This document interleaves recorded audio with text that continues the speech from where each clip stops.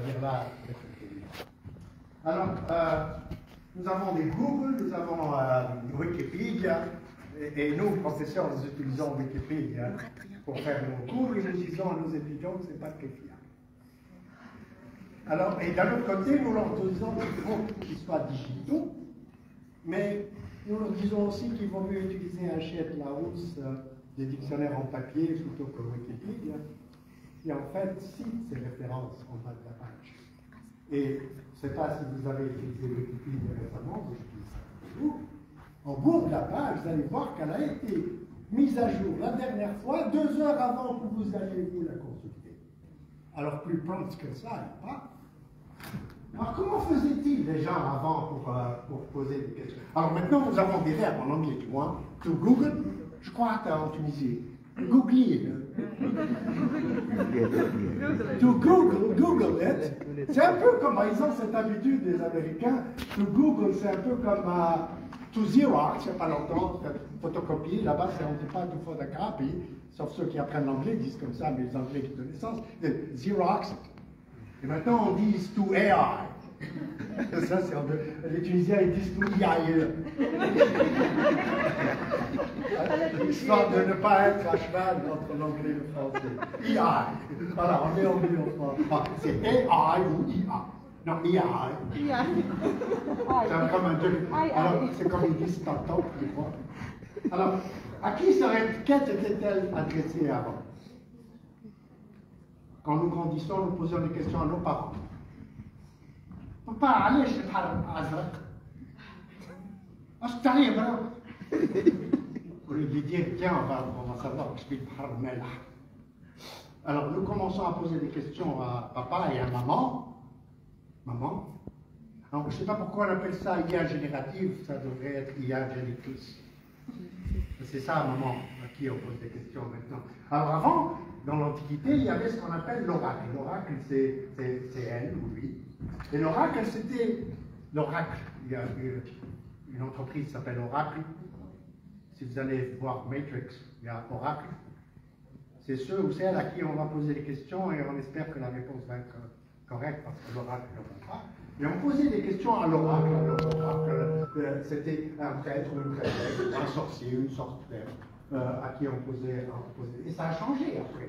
Alors chez nous, évidemment, il y a des oracles. Arafa, je crois, on appelle ça des guettes. Mais on va poser des questions, parce que si on ne connaît pas la réponse, il y a la science, et la science souvent nous laisse dans le cœur. On va voir le regard, je crois. Alors celle-là, VH, ceux qui savent, elle a une haine, c'est un J'ai dû me documenter pour faire une présentation scientifique. Ils mettent du plomb dans l'eau, quand ça durcit, ils lisent un peu ce qui va arriver dans le futur. Alors, le futur. Dans le titre, vous avez le mot réalité. Réalité, pour moi, c'est le présent, le passé et le futur. Nous voulons savoir le passé pour comprendre le futur. Ceux qui font des statistiques comprennent ce que je veux dire. Et nous essayons de comprendre le présent, parce que c'est un peu... Maintenant, c'est lui, c'est elle, c'est ça. L'oracle à qui on pose des questions. Et nous avons changé aussi. Et nous utilisons ça pour faire des prompts et pour poser des questions, dont les réponses sont dans la technologie aujourd'hui. Parce que, comme je vous avais dit au début, notre tête n'est pas assez grande pour contenir toutes les réponses. Et nous allons parler à la technologie pour... Il y en a que je connais qui utilisent ChatGPT comme psychanalyste. Qu'est-ce que je vais cuisiner aujourd'hui? ChatGPT, il est très bien pour ça, il vous aide à même faire la sauce mexicaine, si vous voulez. Alors, ce qui se passe après, voilà. Alors, using sequences of life events to predict human lives. Ça a été publié dans une revue Nature Computational Science. Maintenant, ils utilisent l'IA pour prévoir l'avenir. Alors, quelle sorte d'avenir ça va prédire ça? Scientists say that new AI can predict when you're going to die. Si vous leur donnez assez d'informations sur votre niveau de glycémie ou de sucre dans le sang et votre... Alors ça a été publié à exactement 1 an. Give or take 1 or 2 days. Alors maintenant, c'est à $40. Vous pouvez vous abonner à cette IA pour savoir combien. Et puis, si vous ajustez votre qualité de vie, vous pourrez gagner un jour ou deux dans votre vie. C'est pas ce que ça va demander. ChatGPT, par exemple, quand il est sorti, il y a 2 ans exactement aussi, novembre, décembre, give or take 2 months, basé sur tout l'Internet. Depuis 1969, l'Internet ne fait que ramasser des informations documentaires. Wikipédia seulement ne représente que 2% de la masse totale d'informations que ChatGPT utilisait. Ça doit être pire ou mieux maintenant. C'est toutes ces informations. Alors, ce qui est bien, c'est que toutes ces informations, chaque document qui est répertorié ou utilisé par ChatGPT est corrélé avec tous les autres documents. Nous ne pouvons pas faire mieux avec notre cerveau. Et puis un jour, tous les GPT vont communiquer ensemble. Et eux, ils vont partager l'information que nous ne pouvons pas faire. Parce que nous ne savons même pas comment communiquer ce que nous savons. Nous ne savons même pas ce que nous savons.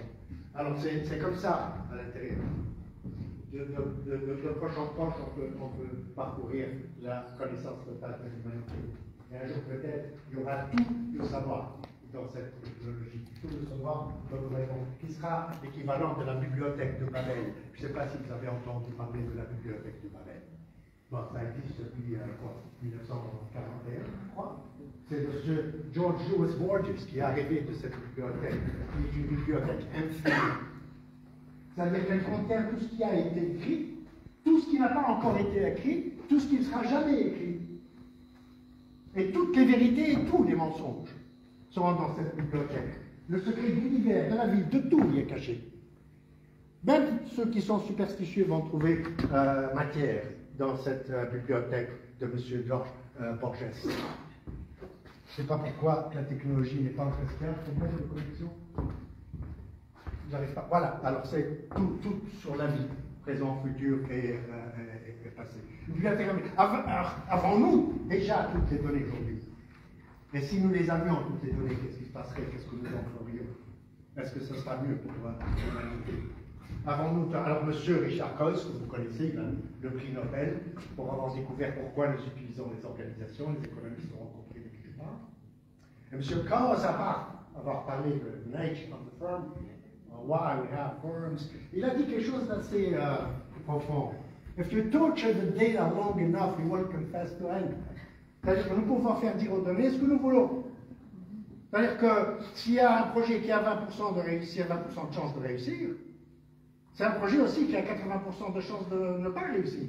Alors, à laquelle des deux phrases vous allez préférer, alors que c'est exactement la même vérité? Ce qui veut dire, alors, ce qui signifie que les données peuvent être manipulées doucement. Retenez ceci, que les données peuvent être manipulées. Nous allons voir bientôt que les données nous manipulent maintenant. Et supposez maintenant que nous avons toutes les données, telles que rêvées par M. Borges, qu'est-ce que nous pourrions faire dire à toutes ces données? Toutes les données, qu'est-ce que ça veut dire? Tout le savoir, l'infini. Or, nous avons un problème, nous, avec l'infini. Nous ne comprenons pas vraiment ce que ça veut dire. Nous, les êtres humains, nous avons des problèmes avec l'infini. Nous avons des problèmes avec tout ce qui est exponentiel. Et nous avons des problèmes avec la récursivité. Aujourd'hui, je ne vais parler que de l'infini. Qu'est-ce que ça veut dire, l'infini? Alors, si nous avions toutes les données, M. Chris Anderson, ici, il a écrit un article qu'il n'avait pas dû, parce qu'il a créé des vagues à l'époque. Il a dit que it is the end of theory. If we have everything and we know everything, there will be no theory. La théorie, c'est justement remplacer ce que nous ne savons pas. Alors, the data deluge makes the scientific method obsolete. C'est la méthode scientifique de M. Descartes.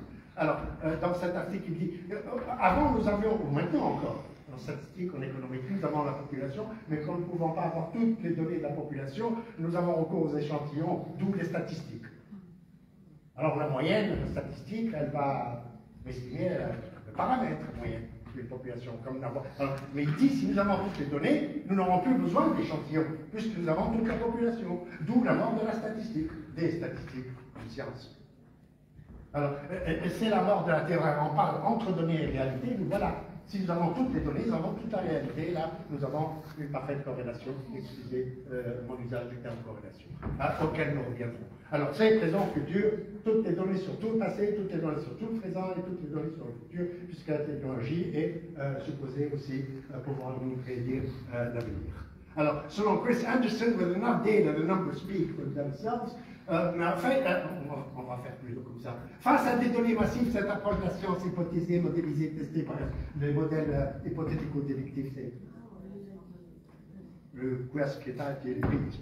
La corrélation remplace la causalité. Sauf que déjà, souvent, les superstitieux parmi nous, quand ils voient une corrélation, ils voient tout de suite une causalité.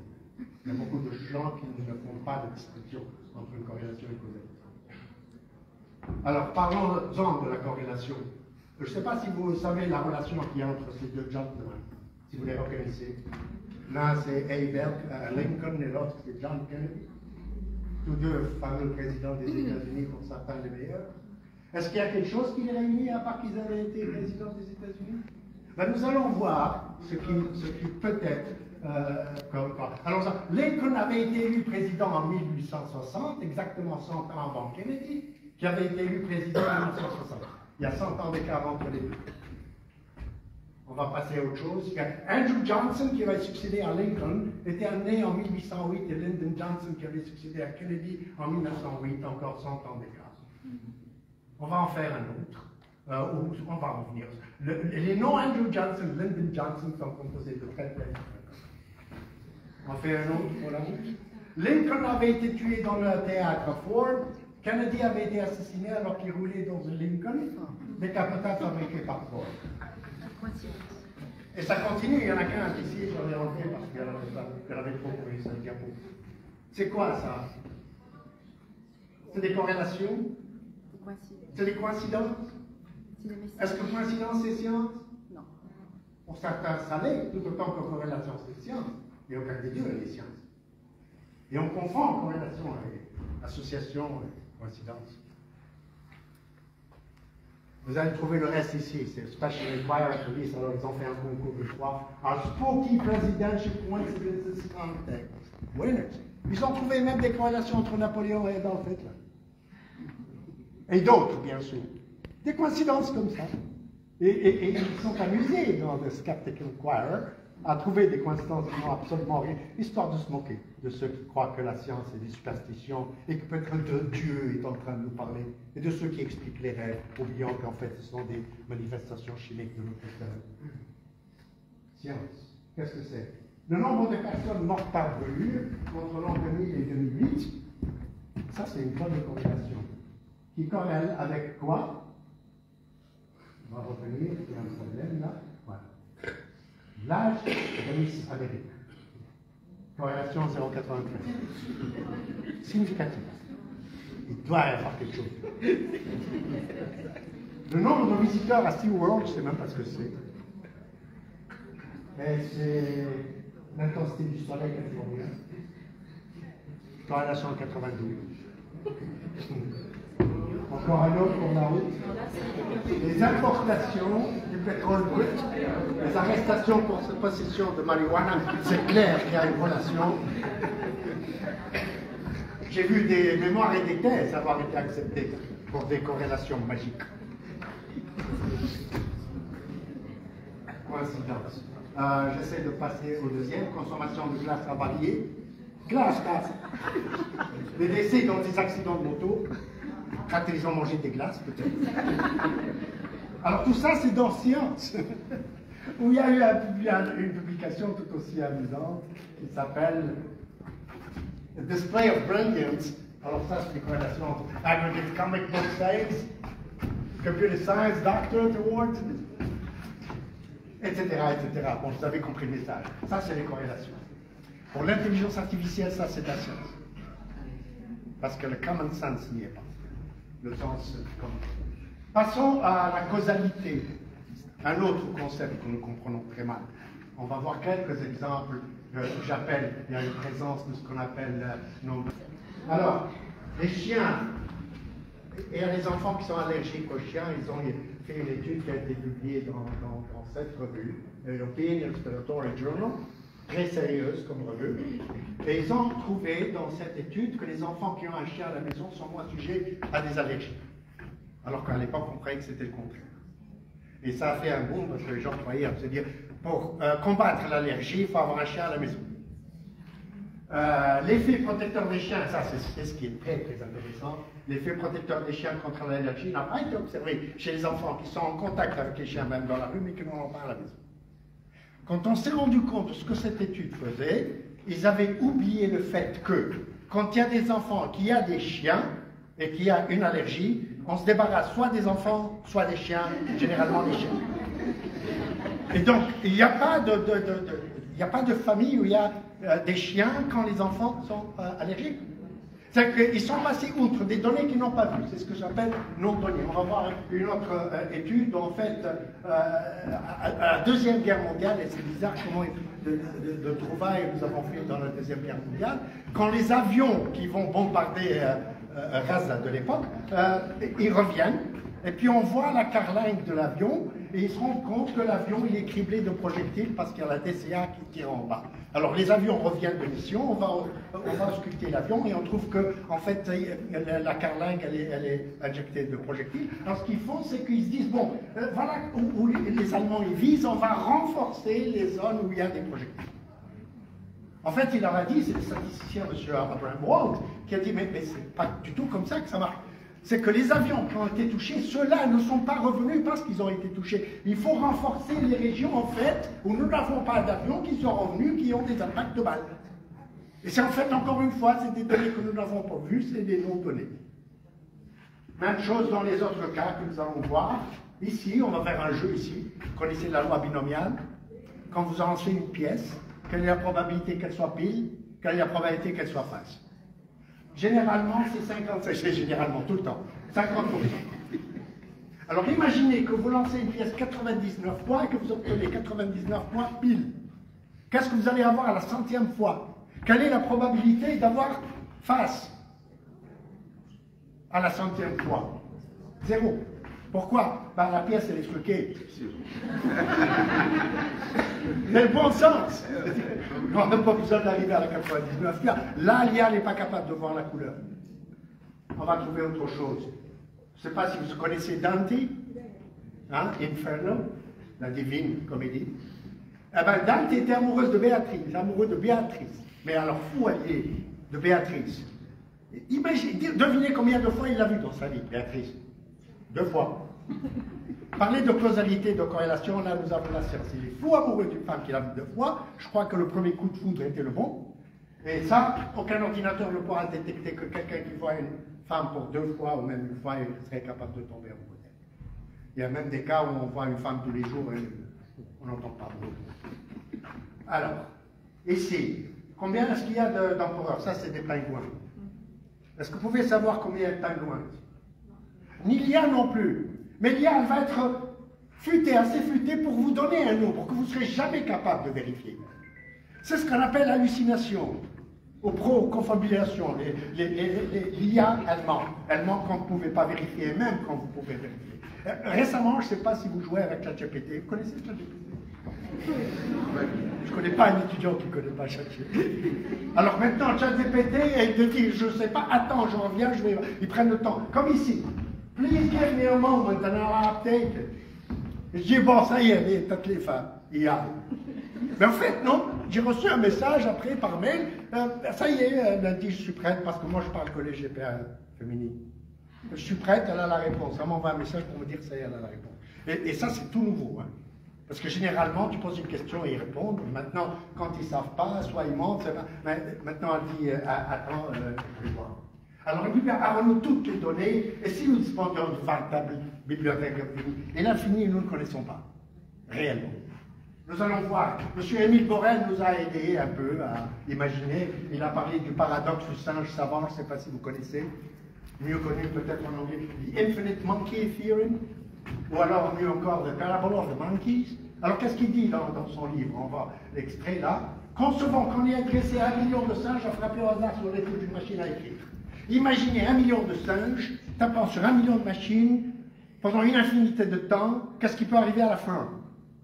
Alors il dit, Borel, lui, qu'il y a des chances, c'est ceux-là, les singes, le cousin, pendant 1 million d'années, et il dit qu'ils sont capables de générer un Hamlet, ne serait-ce que par hasard. Parce que s'ils jouent aux machines à écrire pendant une infinité de temps, une infinité de et on les laisse faire, il y a des chances pour que... Est-ce que vous croyez à ça? Quelqu'un est allé vérifier et dit, bon, combien de mots dans Hamlet? Nous les avons comptés, et il y a une probabilité de 3,4 dans 10 à la puissance 180 946 possibilités pour que ça arrive.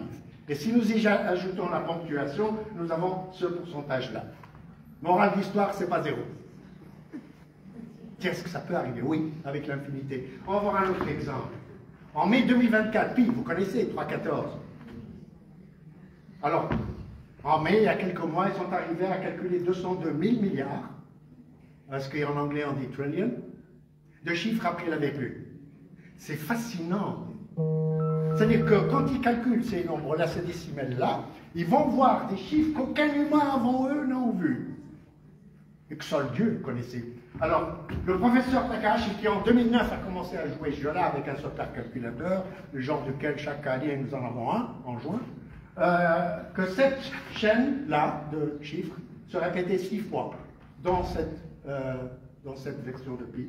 Cette chaîne-là, le contraire, 5 fois. Celle-là, la même qu'ici, mais sans le reste, 2 fois en plus des 6. C'est des hasards, des coïncidences, la science? Ici, c'est une série de 8 une fois. Et ça, c'est n'importe quoi, une fois. Et en fait, c'est 14. Le nombre pi continue à l'infini. Il continue sans jamais se répéter. Ce qui veut dire qu'à l'intérieur de cette suite de chiffres décimaux se trouvent tous les nombres existants, sans exception. On y trouve votre date de naissance, la combinaison de votre casier, votre numéro de sécurité sociale. Tout est là, quelque part. Et si vous décidiez de convertir ces chiffres décimaux en lettres, vous verriez apparaître tous les mots qui ont jamais existé, dans toutes les combinaisons imaginables. La première syllabe que vous avez prononcée, bébé, le nom de celui ou de celle qui vous fait craquer, votre vie entière racontée d'un bout à l'autre, tout ce que nous pouvons dire ou faire, tout le champ infini des possibles, toutes les hypothèses sont contenues dans ce simple cercle. Vous y croyez? Et quand ça fait? Alors je suis allé essayer.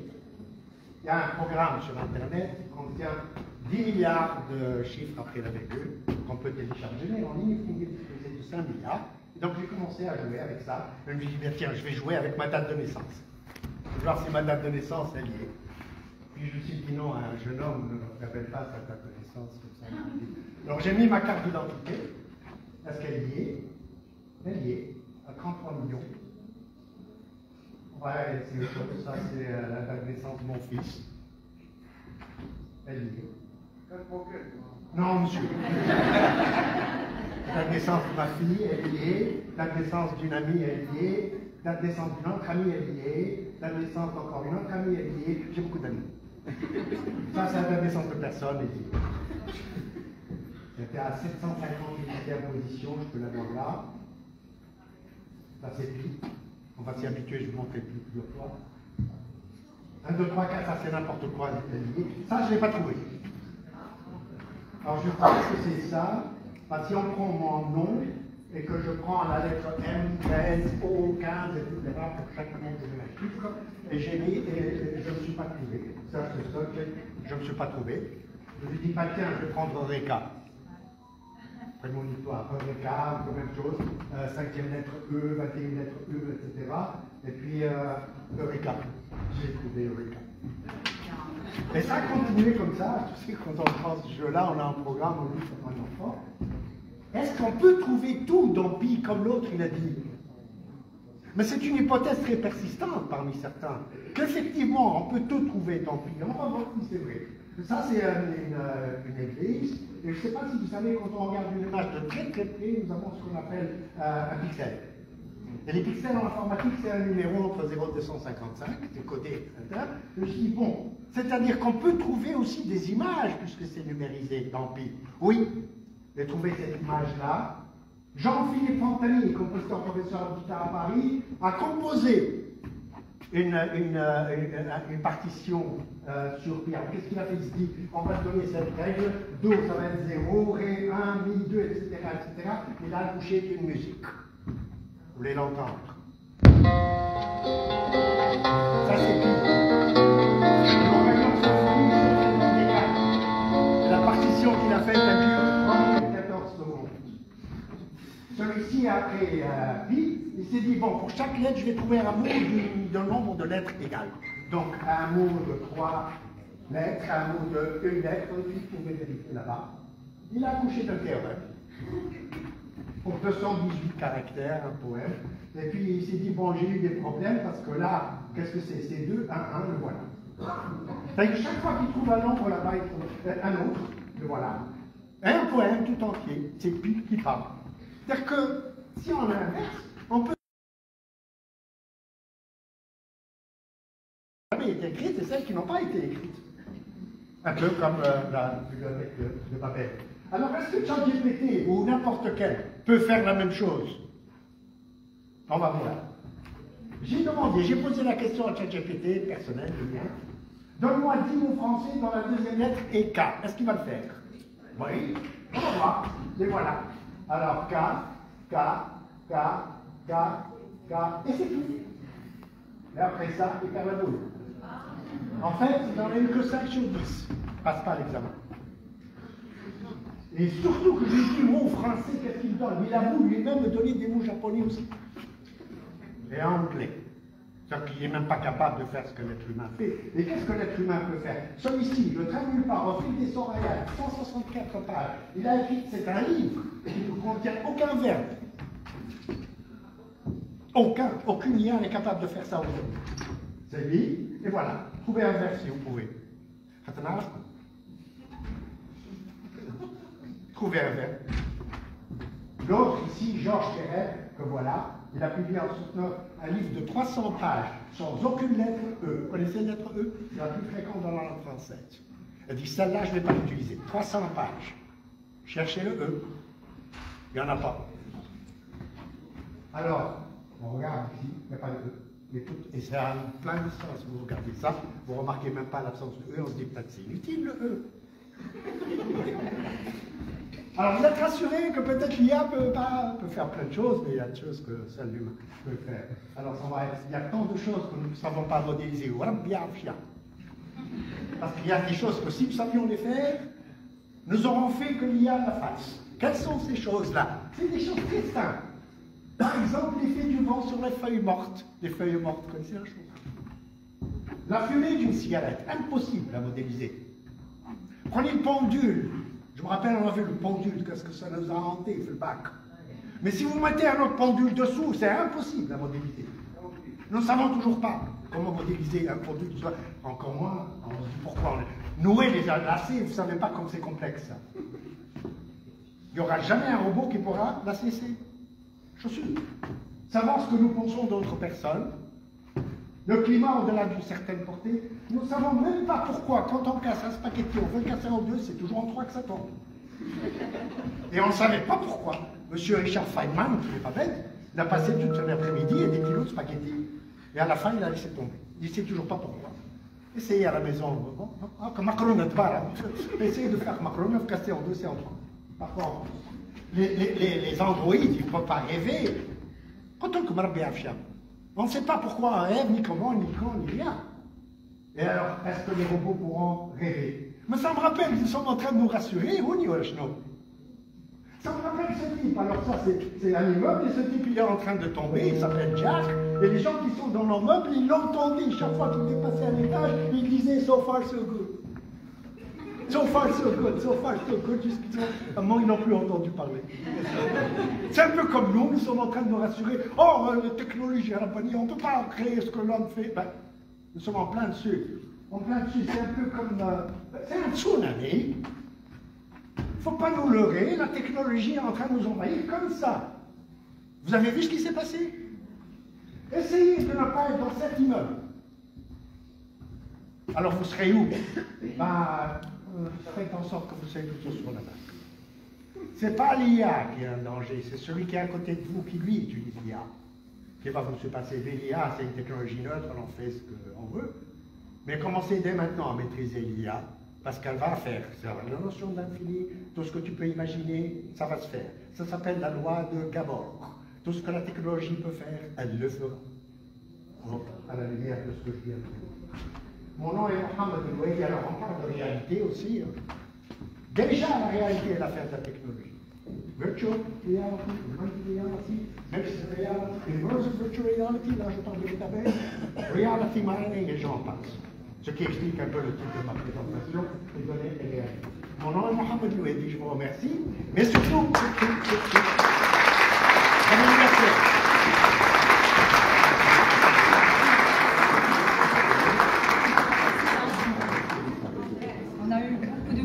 vous écouter avec beaucoup de passion, d'attention. Bon.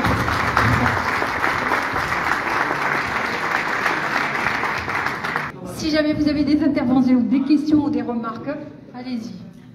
Oui, oui, Madame Sonia, bien évidemment.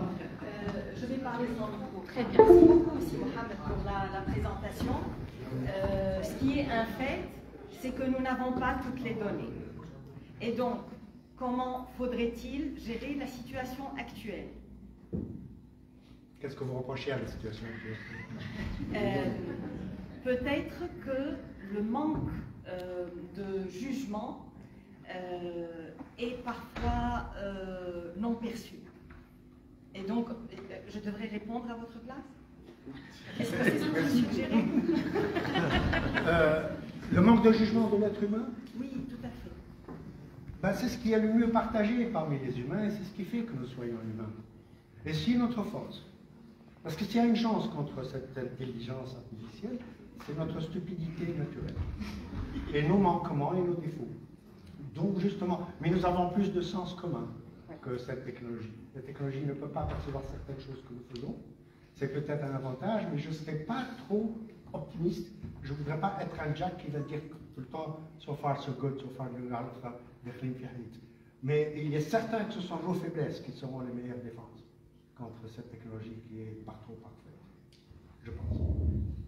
J'espère que ça répond un peu. Merci, madame. Merci à vous. D'autres réponses? D'autres questions? Merci. Oui? Non? Merci. C'est bon? Fidèle à sa vocation, que je dis à sa passion, professeur Mohamed Louidi nous a fait l'honneur et le plaisir, réellement pour moi, c'est un réel plaisir de l'écouter. On est d'accord. C'est un réel plaisir de nous guider dans un voyage très inspirant et très captivant au cœur de l'un des sujets qui a vraiment le plus fascinant et le plus actuel de l'IA générative. Je vous invite très chaleureusement de féliciter avec moi professeur Mohamed Louidi, de le remercier très chaleureusement pour sa générosité et sa présence aujourd'hui avec nous.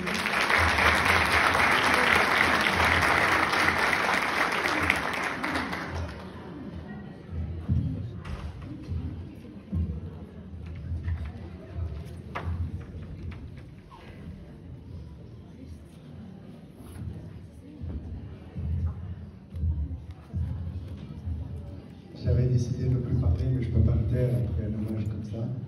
Je ne sais pas si je le mérite et si je le mérite. À la présentation que vous venez de voir, je travaille depuis un mois, depuis qu'on en a parlé. Ça a commencé par 600 diapos. Et de 600 diapos, après, il faut hacher et enlever la graisse. Avant-hier, c'était 65 encore. Hier, 50, Lyon, 49. Heureusement que c'est aujourd'hui, sinon ça aurait été réduit à 2. Et je voulais, absolument. C'est la 125e conférence que j'anime, où je voulais, dans mon fort intérieur, que ce soit la meilleure.